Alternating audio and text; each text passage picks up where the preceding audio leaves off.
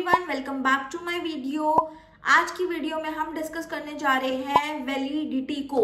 Validity refers to whether a measurement instrument accurately measure what it is suppose to measure, कि जो measurement जो instrument हम measuring के लिए जो इंस्ट्रूमेंट ले रहे हैं वो एक्यूरेटली मेजर कर रहा है या नहीं कर रहा है, जो चीज़ उसको मेजर करनी चाहिए, ठीक है, वो चीज़ होती है वैलिडिटी। ठीक है, इसकी अनदर डेफिनेशन भी है, is about the accuracy of a measure. ठीक है, now types of validity. Validity की फर्दर 4 टाइप्स हैं। First content validity, second criterion validity, third construct validity, fourth internal and external validity. Okay, now जो content validity है इसको हम further 2 में divide कर रहे हैं, फेस वैलिडिटी, कॉन्सेंजुअल वैलिडिटी। ठीक है, क्राइटेरियन वैलिडिटी को भी 2 में डिवाइड किया है, concurrent validity and predictive validity. Construct validity को भी 2 में डिवाइड कर रहे हैं, convergent validity and divergent validity. समझ में आ गया? देखो, वैलिडिटी का जब क्वेश्चन आएगा आपने ऐसे ही डेफिनेशन लिखनी है, ऐसे ही आपने फ्लो चार्ट बनाना है। देखो, फ्लो चार्ट ना आपको मार्क्स ज़्यादा दिलवाएगा, क्योंकि आपने पहले ही चीज़ें फ्लो चार्ट में बता दी कि वैलिडिटी में क्या क्या वैलिडिटी की टाइप्स हैं। तो फ्लो चार्ट बना के लिखोगे तो थोड़ा मार्क्स गेनिंग होता है। ठीक है, मार्क्स अच्छे आते हैं। नाउ अब इन पॉइंट्स को डिस्कस करते हैं। Content validity first.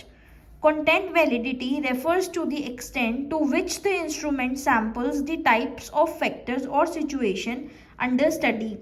The content of the instrument must be closely related to that which is to be measured. ठीक है, क्लोज होना चाहिए जो चीज़ आपको मेजर करनी है उसके।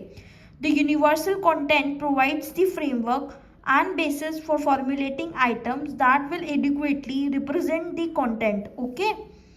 जो उस content को represent करेगा, मतलब तुम्हारा जो content validity है वो ये रेफर करना चाहता है कि जो आपका इंस्ट्रूमेंट जो सैंपल है, जो आप इंस्ट्रूमेंट सैंपल कर रहे हो, द टाइप्स और जो उसकी सिचुएशन है उस टाइप में अंडर स्टडी, तो वो जो इंस्ट्रूमेंट है वो उसी चीज़ को ही मेजर करेगा जिस चीज़ को आप चाहते हो कंटेंट। ठीक है, सेम उस पे ही, सेम नोट पे। नाउ फेस वैलिडिटी, इसकी फर्दर 2 टाइप्स है ना, फेस वैलिडिटी एंड कॉन्सेंजुअल।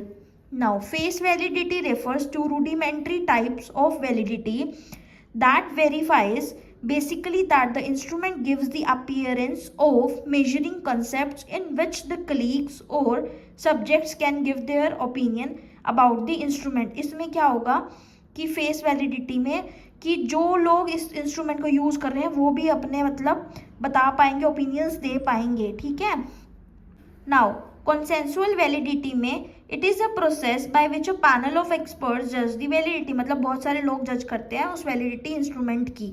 ठीक है, now content validity is an important characteristics of inventories, checklist, evaluation instruments, questionnaires and interview schedules. ठीक है, तो कंटेंट वैलिडिटी इसमें बहुत अच्छा रोल प्ले करता है।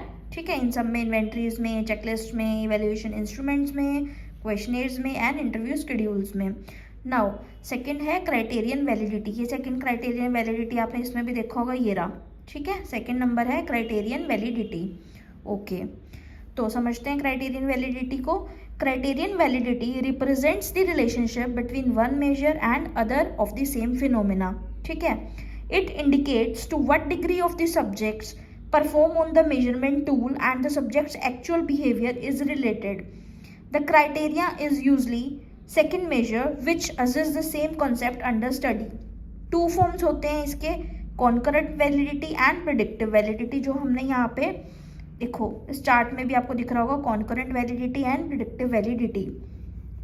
चलो, concurrent validity refers to the degree of correlation of 2 measures of the same concept administered at the same time. ठीक है, a high coefficient indicates agreement between the 2 measures. Concurrent validity is important when there is concern for placement, achievement, adjustment, judgment and attitudes। वहाँ पे ये role play करता है जहाँ पे placement हो, अचीवमेंट हो, एडजस्टमेंट हो, जजमेंट हो और एटीट्यूड्स की बात हो। प्रिडिक्टिव वैलिडिटी में किसी भी चीज़ को प्रिडिक्ट करना लॉन्ग रन तक के लिए।